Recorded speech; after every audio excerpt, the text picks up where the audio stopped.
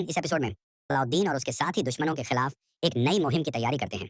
वह अपने कमांडरों को समझाते हैं कि असली ताकत ईमान और एकता में है, न कि सिर्फ हथियारों में। इस कस्त में जंगी रणनीति, सियासी साजिशें और व्यक्तिगत जज्बात सब एक साथ नजर आते हैं।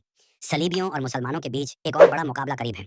सलाउद्दीन अपने साथियों को ईमान, एकता और सब्र का सबक देते हैं। अंदरूनी गद्दारों की हरकतें भी खुलकर सामने आती हैं।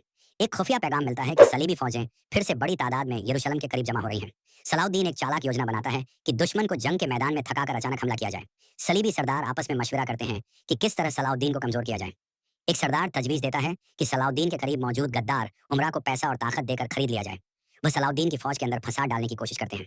सलीबी फौज का एक खुफिया जासूस मुसलमान का रूप धरकर सलाउद्दीन की फौज में घुसने की कोशिश करता है। सलाउद्दीन के कुछ मुखालिफ मुसलमान उमरा साजिश करते हैं कि उसकी बढ़ती हुई ताकत उनके लिए खतरा है। वह पीछे से उसके खिलाफ यह प्रचार करते हैं कि सलाउद्दीन सिर्फ अपनी हुकूमत मजबूत करना चाहता है। एक अहम मंजर में सलाउद्दीन को अपने करीबी साथी नूरुद्दीन जंगी की नसीहतें याद आती हैं कि अगर मुसलमान आपस में बंट गए तो सलीबी हमेशा गालिब रहेंगे। मिलती है कि उसके एक साथी कमांडर पर दुश्मनों से रिश्ते का शक है।